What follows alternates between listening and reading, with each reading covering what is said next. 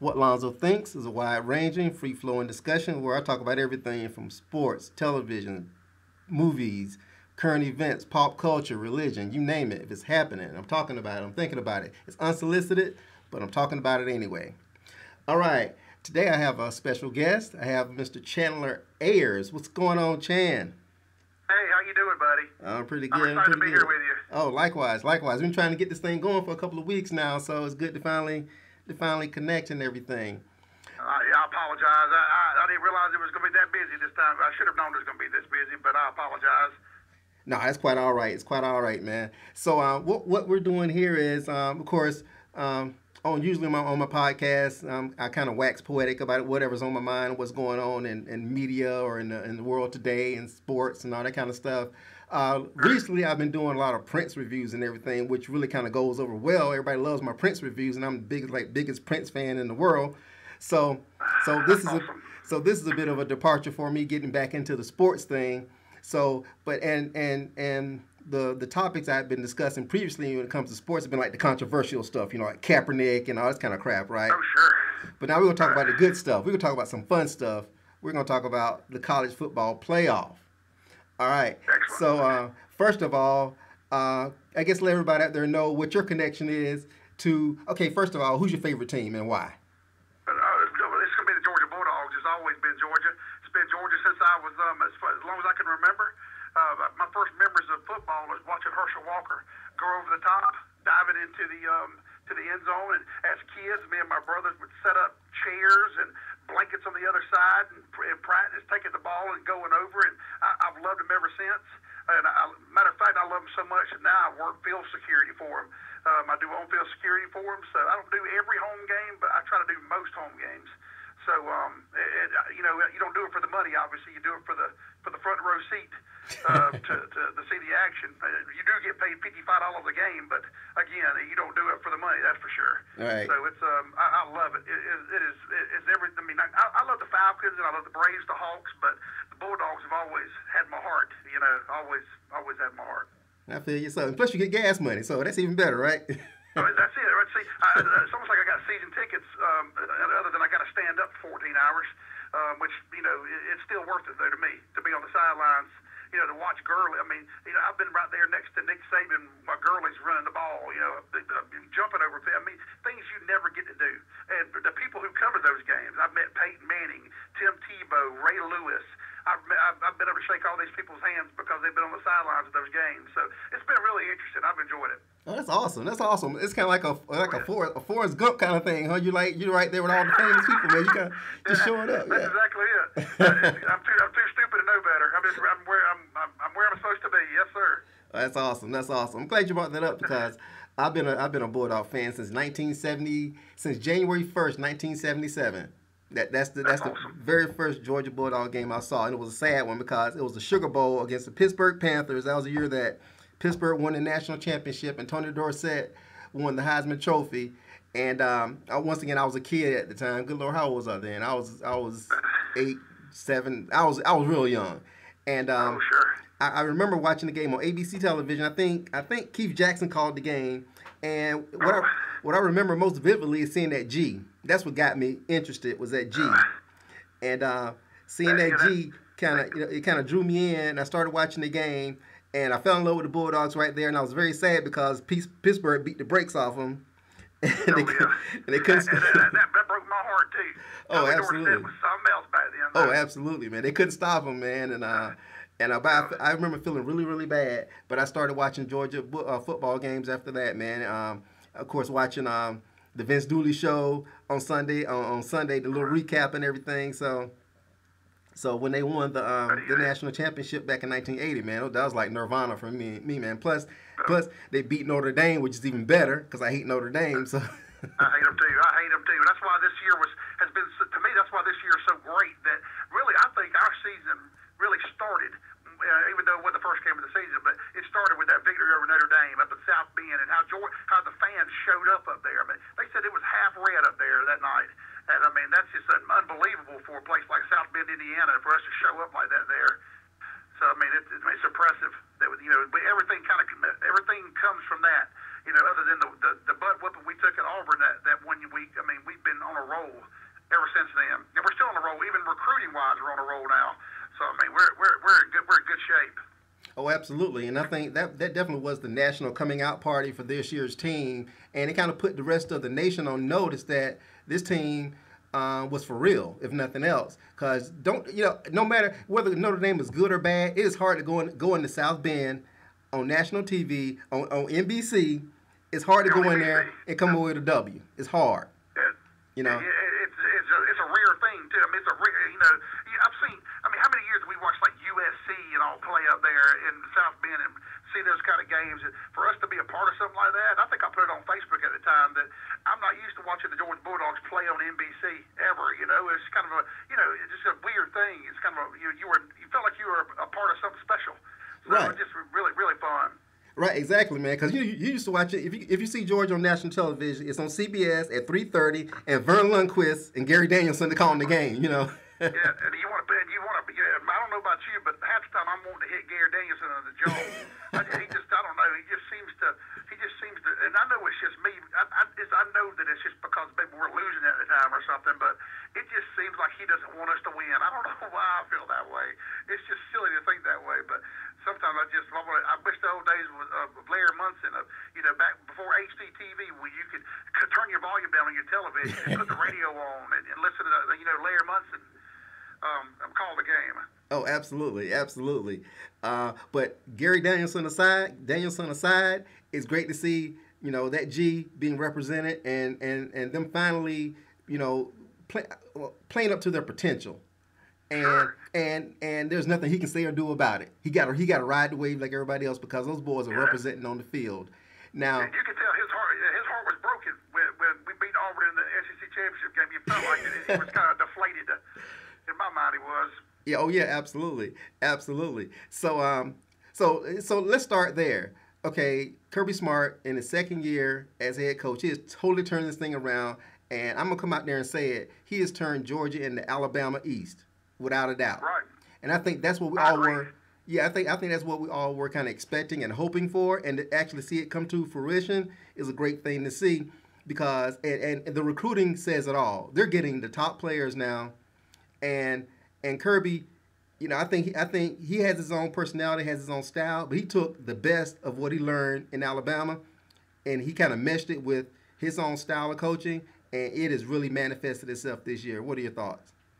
Oh, I think you're absolutely right. Last year I remember I have a good friend of mine here at Geico where I work. I probably maybe shouldn't have said that, but he knew some guys that actually played for Georgia, and they were, to be honest with you, they weren't overly thrilled about Kirby Smart because they had been recruited by Mark Richt and all this kind of stuff, and I think Mark Richt was just a very nice man, but sometimes nice men don't win national championships. And I don't know about you, but because it feels like you're in the Georgia family, that when we knew we were taking a gamble when they fired Mark Richt, because he was winning 10 games a year, but he just like you saw in Miami this year, Mark Richt was okay. He's okay with losing, and and Kirby Smart's not okay with losing, and I think that it took a little time for the players to buy into him, and I think that, but we're on a roll now, and making the playoff is huge for our recruiting base. I mean, it just makes such a huge difference. So it really sets us up really nice for the next 3 or 4 years, I think, if not longer. Oh, absolutely. And once again, I'm going to be bold and say it. I expect Georgia to win the national championship this year. I fully expect that to happen. And I fully expect them to be, like I said, Alabama East. I think over the next 5 or 6 years, SEC football is going to be, it's already the best in the country. It's going to be something serious. Seeing Georgia and Alabama go head-to-head year after year in Atlanta, in the Dome, fighting for the chance to go into the playoff. I see it happening already. It's going to be those two teams. They're going to be like the Cleveland Cavaliers and the Golden State Warriors. Every year you can kind of pencil those two teams in because they're going to get the best players, and I really don't see it going any other way. And I don't think it's great for college football, but it's great for Georgia fans. I was really worried when the Florida coaching position came open and when Tennessee came open, because I thought maybe that we were finally going to get some coaches in there who really was going to push us in the SEC East and the subconference. But I don't, Mullen to Florida and Pruitt of all people to Tennessee. I think that it really bodes well. I think you're absolutely right. I think it's going to be like Golden State and Cleveland. And every year the SEC, Alabama's in it this year, but I think going forward, it's going to be Alabama and us. I think it's going to be Alabama and us this year in the national title game. I think it's going to kick off right there. And it's going to, we're going to beat them this year and win the national championship. At this point going forward, it's going to be us and them. Oh, I agree, and I think I said it in a Facebook post a few weeks ago that come the national championship game, the Southern Hemisphere is going to tilt the earth off its axis, man. I mean, I live up here in Atlanta, man, and good Lord, it's going to be something serious if those two teams make it to the final game. Jesus, sweet Jesus. Yeah, it's going to be something. It's going to be fun. That's what's going to be. The rest of the coaches going to be hemming and hawing, though, about, nobody gives us a chance. It's all about Southern football. Because those folks, they're so, that's all they have down there is football and this and that and that and this. And, I mean, everything you hear, especially on the national media, like Colin Cowherd or on First Take and things like that, where, they belittle us. And, unless we're doing bad. And, of course, the Big Ten now, the big conference in football, and taking over things. And, I really believe that our dominance is our dominance, and you're going to see it. Especially it could be the next 5 or 10 years, at least till Saban retires. Oh, yeah, absolutely. Absolutely. And, hey, it's not our fault that Iowa hung 55 on Ohio State. Okay? No, it's not. But, hey, ESPN did everything they could to still get them in there, didn't they? You talk about lobbying for them, man? Yeah. It's hard to get Ohio State in there. And Herb Strait, I mean, he was trying to play it like he was being partial. He wasn't. He was. Oh, you remember he got up and walked out? Right. I saw that. Hey, did you hear lately that Herb Strait got in trouble just recently? I saw it on ESPN last night that apparently Urban Meyer had one of his recruits come over to the college game day set and get behind the scene tour from Herb Street and all that. And because it all came out, they had to self-report it. And now Ohio State's not recruiting that player anymore. But Herb Street kind of was part of their recruit. Now, how many times do you think they've done that without getting caught? And this time around they got caught and they got their hand slapped. Exactly. And you know what happens. And it really doesn't bother me when it comes to recruiting. I think it should be more freewheeling when it comes to recruiting and everything. Not obviously not paying players and giving them impermissible benefits, but little things like that. Come on, stand on the set of game day. What does that really change? Come on. I don't have a problem with it. To be honest with you, I mean, you remember Lane Kiffin got in trouble because he was trying to he put smoke machines out at Neyland Stadium, trying to make the recruits kind of feel like they're coming out on game day, and the screaming cheers and all. And I think, come on, I think that we've made these young men superstars already. So, I mean, what's the harm in it? If it don't, like I said, if it ain't giving them free money, it ain't like you're advertising. They can't go sell shoes if they go on college game day. All it is giving them a little bit of. It's something they've earned, I think. I'm with you, man. Yeah, absolutely. So, I mean, that is neither here nor there. But like you said, it's a way to show some appreciation, and I think it's a thrill for the kids. And because it doesn't matter if you're a 5-star or 1-star. Every 5-star is not going to be a superstar athlete, not going to make it to the NFL or whatever. So that might be their only time to really have a great moment like that. So you never know. Sure, you never know. You got some 2-star athletes that become Hall of Famers one day. Exactly. You never know. Because you might remember, Todd Gurley was a 3-star, and Keith Marshall was the #1 recruit in the whole nation. He's a 5-star. Can you believe Gurley was an afterthought? He was a throw-in. I just think that's amazing, man. Yeah, exactly. So you never know. Once you get on campus and put those pads on, everybody's a 1-star, and then you start proving it from there again. So you're absolutely right. And Gurley, I mean, watching him play for the Rams now, he is so good. I love watching that guy play football. Right, and where's Keith Marshall? Heard from him lately? Yeah, I think he might have got taken like the 6th round. He might not have made a team. He did make a team. I'm not sure, but he hurt his knee again, and that's the last I heard of him. Man. Yeah, he hurt his knee again. I think it was last year. He hurt his knee again, and he was on somebody's practice squad or whatever. He made a team, but then, like I said, he had more health problems, so I really don't know what his status is now. I have to look it up and kind of find out. But yeah, I tell you what, let's keep it moving, and let's talk about this first matchup. Georgia versus Oklahoma in the Rose Bowl. Be our first time seeing Georgia play in the Rose Bowl. I think they played in the Rose Bowl back in like the early 1900s or whatever, but obviously, I think 1942 or something like that. Yeah, I know it's been it's been a minute. Yeah, it's been a minute. So It's great that they'll get a chance to go out to California. I mean, it's a great venue. I love the Rose Bowl games. One of my favorite games to watch every New Year. So I look forward to that. And I'm really excited that they're playing Oklahoma. I think it's the perfect matchup for them. I think I've seen every Oklahoma game this year, and I have not been impressed with their defense. This offense is good, but I have not been impressed with their defense at all. And I think that Georgia's defense is going to stifle. It's going to take away what they do best. I think the Georgia speed, especially on the edge, is going to keep Baker Mayfield kind of bottled up. And I think the Georgia secondary is strong enough to where these guys are not going to be running through the secondary like they do in the Big 12. And I also feel that offensively, Georgia's offensive line and the running game is going to beat the brakes off of Oklahoma's because, like I said, Oklahoma, their defense is small. They don't tackle well. I don't like their scheme at all. And I think they are perfectly set up to get manhandled by Georgia's running attack. And finally, I think that Baker Mayfield, I don't think he's overrated, but I think he can get easily flustered, and you can take his head out of the game, as you saw what happened, and I guess against Kansas. He's out there, talking to the fans and everything, and grabbing his jump. I think they can really. I'm with you. Go ahead. No, go ahead. Do your thing. I really think that, okay, the whole Baker Mayfield thing with Kansas, it'd be different if you were playing Oklahoma State or something like that, but you're playing Kansas. I mean, you're beating the brakes off of them by 5 or 6 touchdowns. And I don't know.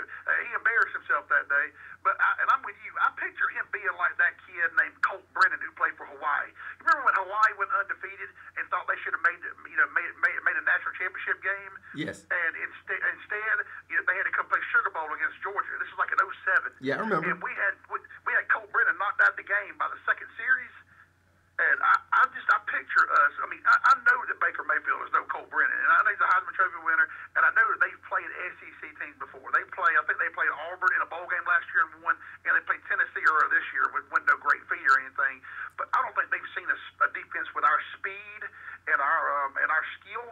And I think that he's going to find out really early what SEC football is all about. I think he's going to find out really early. He's a small fella, comparably so, and I think we're going to drill him into the dirt. Oh, I agree 100%. I think our defensive line, because once again, Big 12 football is different. Okay, it's fast break football basically, and those 50 to 60 games aren't jokes. I mean, that really happens, and you don't ever see a game in the SEC where the score is 65 to 60. No. It's like a basketball score, and that means something. And that lets me know that the defenses in the Big 12 are not geared towards size; they're geared towards speed and athleticism. So when you put speed and athleticism up against raw power and athleticism, guess who's going to win? You're absolutely. I'll tell you this. I mean, like you said, it's like a fast break conference. It's like let's see who can outscore. Let's see who can outscore who, because we're not going to play any defense. Let's just see who can put up some points. To me, it's like watching the NBA All-Star game. Nobody's going to play defense, and we're going to show out on offense, and that's what we're going to do. But guess what? Georgia ain't playing that game. Exactly. That at all. Exactly. And I think the only advantage, the only chance that Oklahoma has, they got to start fast. And if they get a lead against Georgia and make them one-dimensional, get them out of their running game, kind of like what Auburn did, that's the only way they can beat them. If Georgia can control the line of scrimmage, control the clock, control the ball, there is no way Oklahoma will beat them. Impossible. Yeah, so don't turn the ball over. Unless we just choose not to show up that day. I mean, that's the only thing I can figure out. Now, if you can't get up for the Rose Bowl, you don't deserve to be there anyway. I mean, that's just. I mean, if you can't get up and we should be playing in Atlanta on the following week. That's exactly what we should be doing. I fully agree. You want to give me a score?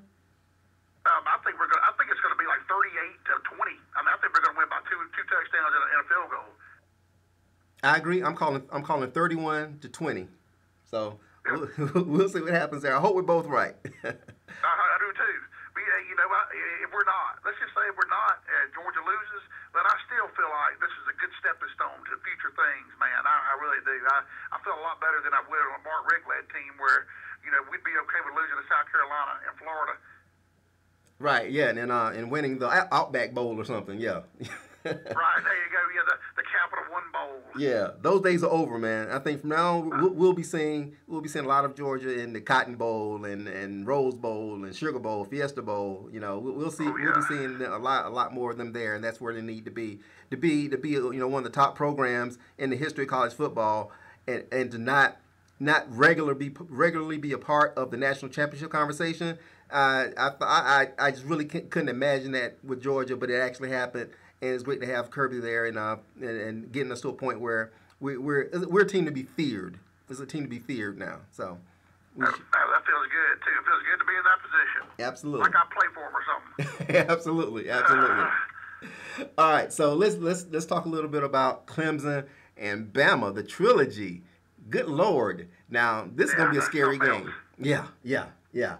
Now correct me if I'm wrong here, man. And to me, when I watch Clemson, Kelly Bryant looks exactly like Deshaun Watson. He does to me too, which is weird. Talking about, I think he was the number 19 recruited quarterback in his class. Wow. I mean, that's impressive. To me, he looks. Really, the only game they lost to Syracuse was a game where he was injured. He didn't play well, he played a little bit and had to come out. I mean, to me, he looks just like Deshaun Watson. I'm impressed by that. I was always impressed with Deshaun Watson.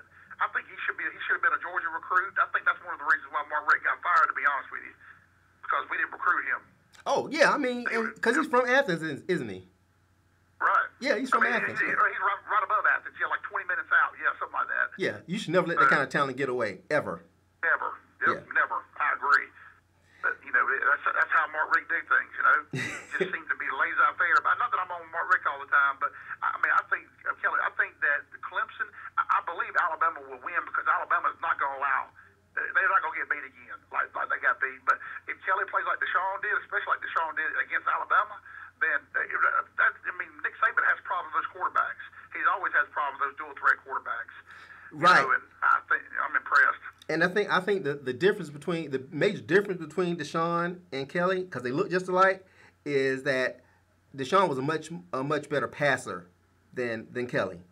So right. I think that but the thing is, Alabama's secondary is not as good as it usually is.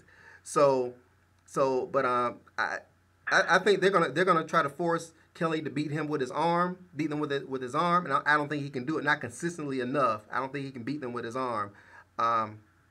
So I see them trying to bottle him up and make him stay in the pocket and make him pass. So right.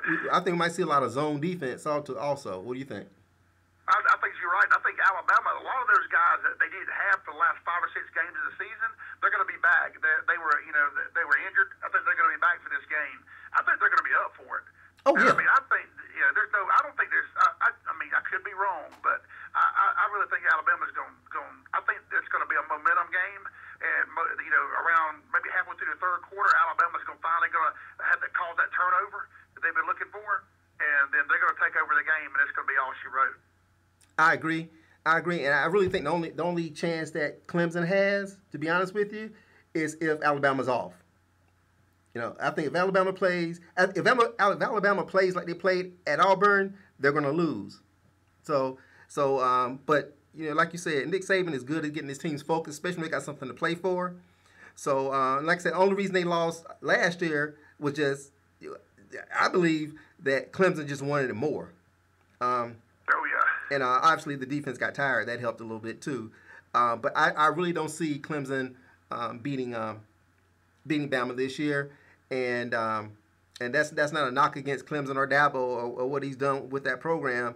But I just don't see them. I don't see them having the offensive scheme to because I haven't seen a whole lot of Clemson this year. I watched like 4 or 5 of their games. And really, offensively, I really have not been impressed. Their defense is great, but I think the offense is opportunistic, and they don't really create offense. they capitalize on offense. What do you think? What do you Right. think? Well, you're absolutely right. As a matter of fact, I mean, Clemson's defense is the best in the country. I mean, of course, I think Alabama might be second or third best in the country, but the Clemson's defense is the best in the country.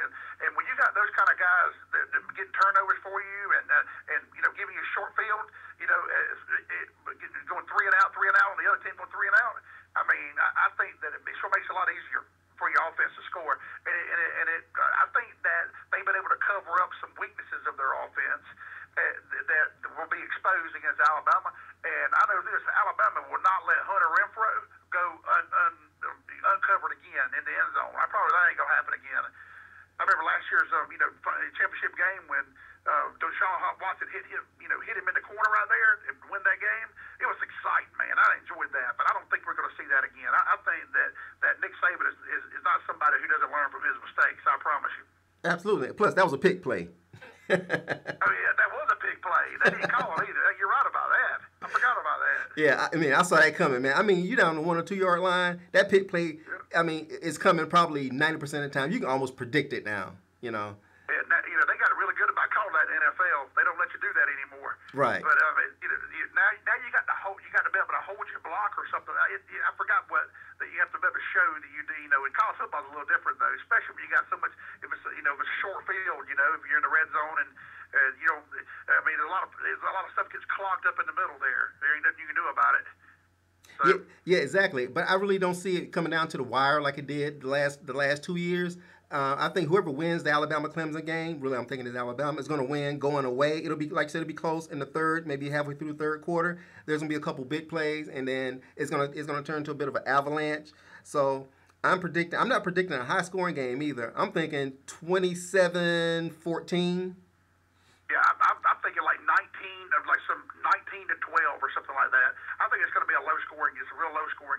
It's going to be a fun game to watch, though, but it's going to be a low-scoring game. Oh, absolutely, absolutely. So it's pretty much settled. So we're predicting Alabama versus Georgia for the national championship. So real quick. In Atlanta Yes. too, like you said, that's going to be fantastic. Yes, I mean, like I said, the city is going to shut down, and I don't want to be anywhere close to downtown when that happens. No, you're right. It's going to be a mess. Yeah, exactly. So if you're out there, you're listening, you're in the Atlanta area, make sure you run your errands early on that day. I plan on taking the next day off. I plan on doing a lot of celebrating. Oh, absolutely. Me too. Just don't do it on 285 because 285 is going to be a parking lot. I bet 285 is a mess already. Exactly. So real quick, let's kind of jump into some analysis on Bama versus Georgia. What do you think? I think that Kirby Smart knows Nick Saban better than anybody, and I think Jeremy Pruitt's going to be thinking about his Tennessee job, even though he's supposed to be coaching them to the end.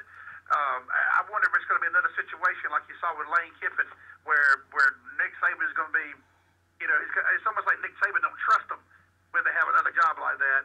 So I think that Alabama's going to find themselves again behind the 8 ball. And I think that there's no reason why, if Jay Fromm just gives us the basics that he's been giving us, that we can't win. And I think we can win by a touchdown. I agree, but I agree that they're going to win, but I think it's going to play out a little bit differently, to be honest with you. I see Bama really having a strong game passing the ball. I really do. I don't know why. That's something that's just kind of sticking with me. And Jalen Hurts, he's a decent passer. He's not a bad passer, but I see them running. No, he's not. I see them running a lot of short passes, a lot of slants, a lot of curl routes. I see them really trying to, because I see them trying to spread Georgia out, of course, and run quick hitting plays to where they can get their receivers in space, and get some downfield action going. That's what I'm kind of predicting that they're going to try to do on offense, and try to get Georgia back on their heels. Maybe even run some up tempo, and keep that defense from subbing out. But if anybody could do it, it'd be Hurts. I mean, Hurts he's got a really good deep ball. He really does. Yeah, he does. When you look at him, you don't really think he has that cannon of an arm, but he really has. I mean, he's proven it time and time again that he can throw the deep ball. And you might very well be right. I hope that we get our running. I mean, Christian Tide's defensive line ain't no joke. It's gonna take everything we got to get our running game going. On a stage like that too. Absolutely, and I think obviously they're gonna try to make Jake Fromm beat them. They're gonna put 8 in the box. They're gonna try to make Fromm beat them, and I think the kid being from Warner Robins, playing in the dome, everybody's gonna be there cheering him on. His family, friends, everything. I think that he is going to be the key to them winning the game. I think he's gonna step up big time. I think Wims is gonna have a big game. I think Terry Godwin is going to have a big game because Bama's secondary is not very good. I've seen them play enough. Their secondary is mediocre at best. They have trouble in man coverage. They're undersized, and they don't have top level speed like we're used to seeing from them. Plus, they don't tackle very well. Those are things I've noticed about the Bama defense. So I see some creative play calling from Georgia. Opening up the passing game and getting the running game going behind the passing game. I foresee DeAndre Swift having a huge impact in this game. Be ready for a lot of jet sweeps. I don't think they can run up the middle against Bama. So be ready for a lot of jet sweeps and a lot of tosses. So. Well, that could set us up in the middle. I mean, you play that enough, then we can start running Chubb up the gut. Right. And that would be great. Exactly. And I think Jim Chaney, the offensive coordinator for Georgia, I mean, you give him this much time, he's gonna come up with a scheme that's gonna rival anything that Alabama can throw at him. So I really see them having some nice twists. So I see the game really being a back and forth game, and I see it going down to the wire in the fourth quarter. And I think it's going to be a pretty high scoring game, even though the defenses are adequate. I see it being a pretty high scoring game. So I see Georgia winning this game 34-27. Man, if we can put up 34 on Alabama, oh my gosh. I'll tell you, we will have a ride if we do that. I think we're going to win. I just think it's going to be more like 23-17. But I really do hope, though, everything hinges on our running game, but I think Fromm can do it. I think you're absolutely right. I think Fromm's going to be up, and I think he's going to be ready. And I think this might be his quote-unquote coming out party to the nation. And, it could put him on the radar for a Heisman, if not next year, the year after. I don't know if he has, I don't know if he has the arm and the agility to be a Heisman Trophy winner, but stranger things have happened. And he's still growing. I mean, this kid was just in high school 6-8 months ago, Oh, right. So, yeah, absolutely. Yeah, and so, I think he's still got a lot of growing into his body to do, and I think that big things are down the road. But I really believe that that there's no reason why now, after avenging that loss against Auburn, that we can't just go ahead and take it all the way through now. And I look forward to watching it happen. Oh, agree. And one last thing about Fromm. To me, Fromm is Aaron Murray 2.0. When I see him, I see Aaron Murray. Same size, Yeah. Same leadership qualities. Everybody seems to rally around him. He has a good grasp of the offense. So I really see him. I really see him being the reason that they win, and not. I think the Auburn game really taught him a lot, and he showed that. In the Dome in the rematch, he showed that. So I see no reason why he won't continue to progress. And he better, because that young man they just signed. He better. He's a stud, isn't he? Yeah, you better step your game up and keep it up, or you can wind up like Jacob Eason. Right. Really, seriously. That guy they just signed. Yeah. He's good enough. He's good enough to start next year. He really is. Yeah, exactly. And I see him probably getting some sets and some plays and everything. Maybe getting a couple series here and there. Sure. I don't want a quarterback controversy or anything, and I think we got lucky this year that Eason, got hurt, and that kind of killed the controversy. So I don't wish anything bad on Fromm, but it's good time when you got two guys at the quarterback position who have that kind of talent and that kind of ability is always a good thing. I think it's good for competition. And once again, I think we're witnessing the beginning of a Georgia dynasty. I really do.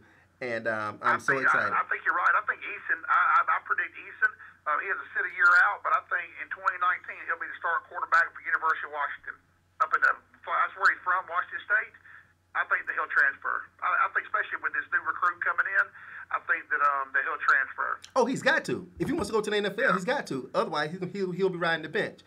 You know, and I'm glad you brought that up because when it comes to Eason, I was kind of picturing him going to either USC, back out west to USC maybe, or to Michigan.